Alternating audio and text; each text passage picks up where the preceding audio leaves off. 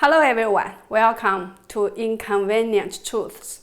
We all know that US President Trump just signed 2 executive orders to block all US transactions with TikTok's Chinese parent company ByteDance, as well as WeChat's owner Tencent. As both TikTok and WeChat have large numbers of users, many people will be affected, and people are talking a lot about this. Today I'd like to present some of my own perspective on this, why I called this a modern-day Trojan war waged by the CCP against the US and the free world as early as 2 years ago, some hard evidence I found regarding the relationships between TikTok and the CCP, some concrete examples of to what extent TikTok and WeChat have been weaponized by the CCP, as well as the risk of Microsoft's potential acquisition of TikTok. So stay tuned. First of all, what is a modern-day Trojan war and what is at stake? This modern-day Trojan war I started to talk about 2 years ago is not about fighting for the fairest godless in the world, but about a battle for the future of mankind between the United States, the free world, and a hidden force, which ultimate goal is to destroy mankind. If the hidden force wins, mankind will be doomed. When I said hidden force 2 years ago, I of course meant the Chinese Communist Party, the CCP. I said, with the future of mankind as the trophy for this battle, the CCP has adopted a Trojan war type of rules to achieve its goal, while the United States and the world may not be aware of it, even until the hidden force is very, very close to a complete success. With the latest development with the case of TikTok and WeChat, I think this idea is even clearer today. With the hidden force being the CCP, what's inside the wooden horse of the modern-day Trojan war are the CCP's corrupt ideology, corrupt values, and corrupt way of behavior, which aim to control, corrupt, and then destroy mankind. And the wooden horse the CCP uses to hide its troops actually consists of many different parts, including TikTok and WeChat. Why do I say so? With CCP's full support, WeChat has long since become the dominating app in China. Everyone with a smartphone relies on it virtually for everything, to obtain news and information regarding what's going on in the world, to contact friends and family, to do shopping, business, and to make payments, to entertain oneself, etc. Many workplaces use WeChat as a platform to send notices. School teachers use it to give assignments to students and to send notifications to parents. Students are required to submit their homework while WeChat, etc.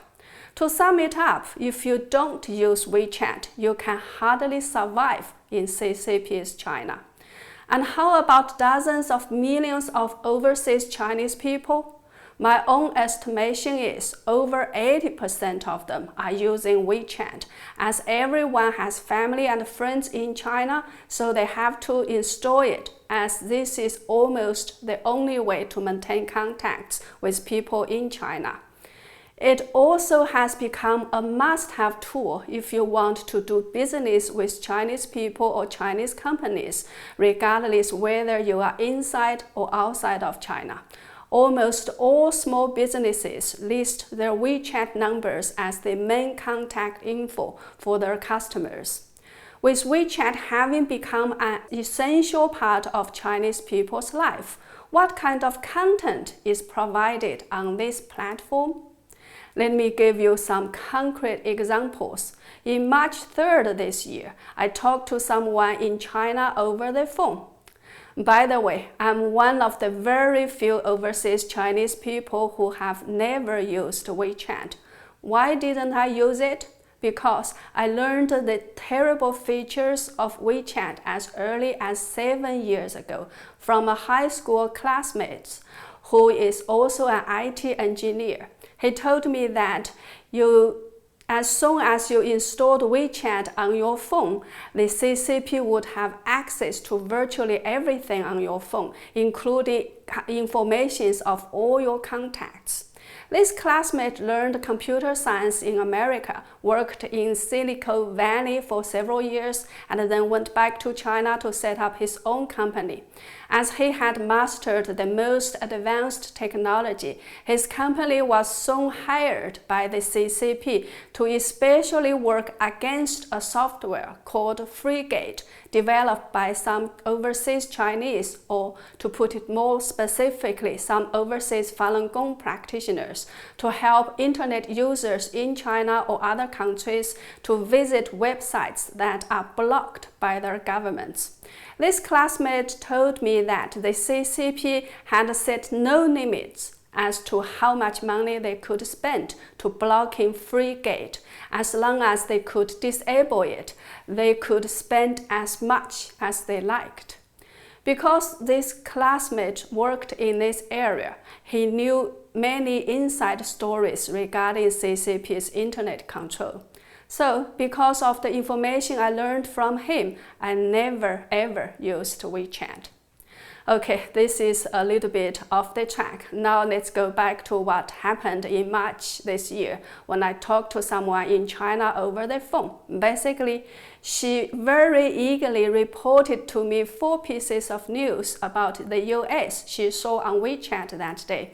The first piece was over 10,000 people in the US have died of the flu this year. That was actually the 3rd time she reported the same news to me. The second news she told me was that President Trump refused to shake hands with a congressman and had slapped that congressman on the face. When I tried to say that if this really happened, that would have been the biggest news of the day, and I could not have missed it. However, I didn't see any news about this in America, so it must be fake news.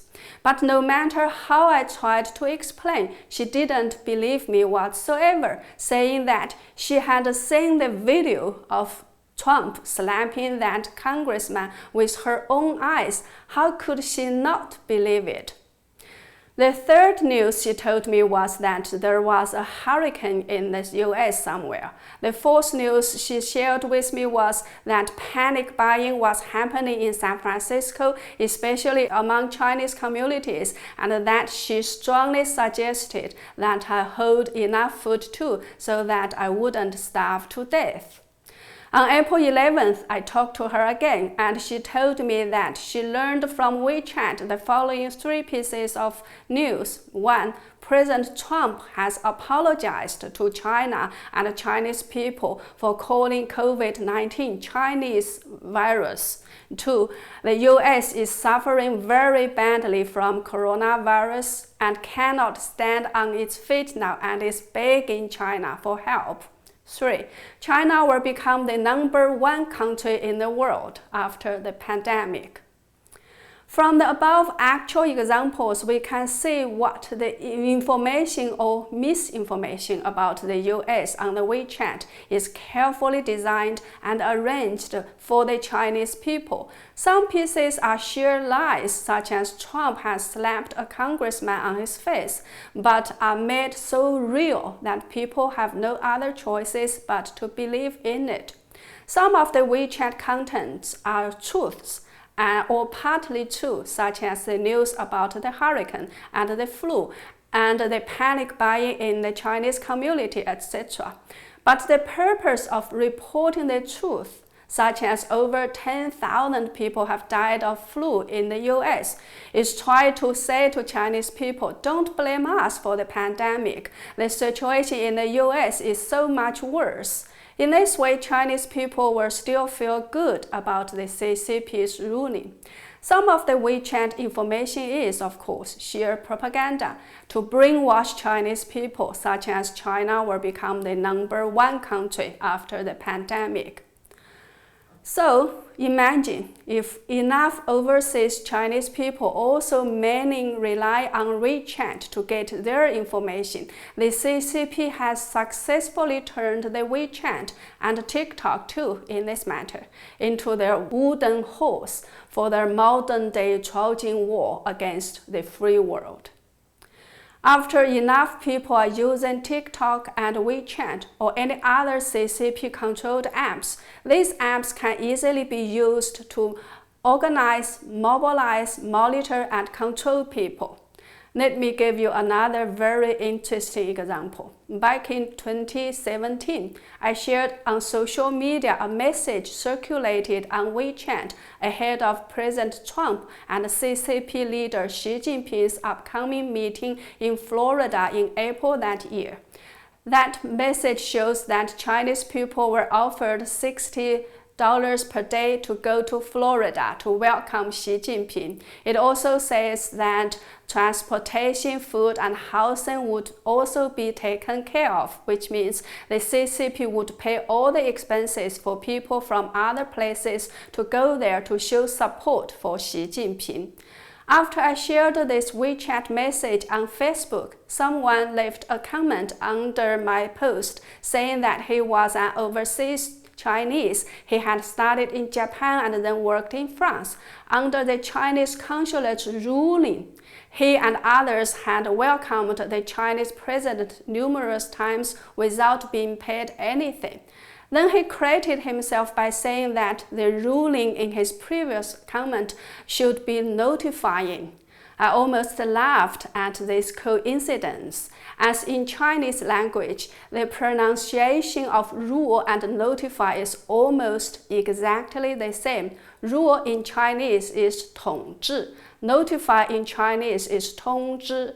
So the guy who left a comment under my post must have wanted to type notify in Chinese, but mistakenly chose the word rule instead. Then I thought to myself, wait a minute, isn't notifying exactly a form of ruling? For example, also I'm Chinese in terms of ethnicity. I'm an Australian citizen in a legal sense as I hold an Australian passport.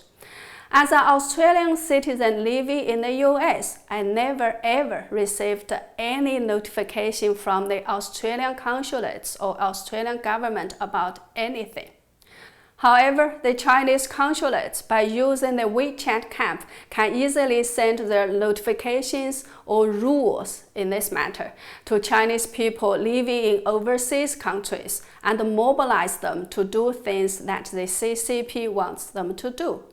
Isn't this another proof that WeChat has indeed become a weapon for the CCP's Trojan war? Another similar story happened not long ago here in the United States.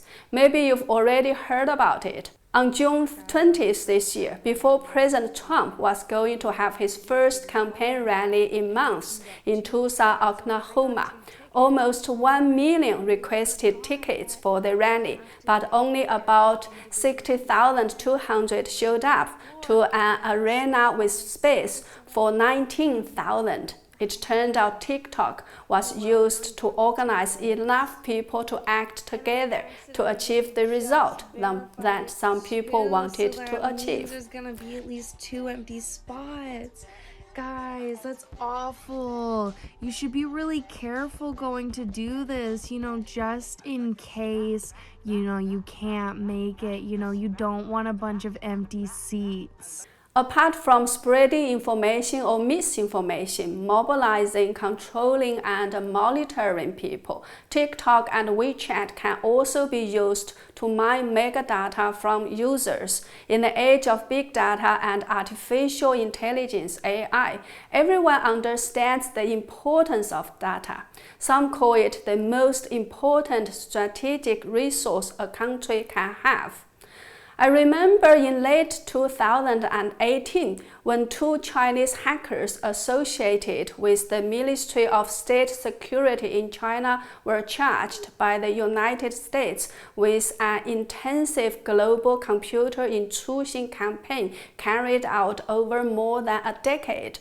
People were shocked to learn how vast the intrusion campaign was and how much information they have stolen. Apart from other military and technology-related information, the hackers also stole personal information of more than 100,000 U.S. Navy personnel, including their names, social security numbers, dates of birth, salary information, personal phone numbers, and email addresses. It shows that personal information is also very important to the CCP. That's why their hackers were stealing it. If now, with so many people using TikTok and WeChat, the CCP can legally, conveniently, and easily gather people's information from these apps, how wonderful that would be for the CCP. Another important question to ask is, will Microsoft's acquisition make TikTok safe? My own answer is probably not. Let's first of all check 2 media reports I found which tell us the CCP's DNA might have been planted into TikTok's very being, and it is very hard to change or remove it. The first media report is about an event held at the headquarters of TikTok's parent company ByteDance in Beijing last year. The event was held jointly by the CCP branch and the ByteDance and the Overseas Chinese Federation in China. The theme of the event is "Remain true to our original aspiration and keep our mission firmly in mind." Remain true to our original aspiration and keep our mission firmly in mind is a famous CCP slogan quoted from Xi Jinping's speech at the CCP's 19th National Congress in 2017. And what is CCP's original aspiration and mission?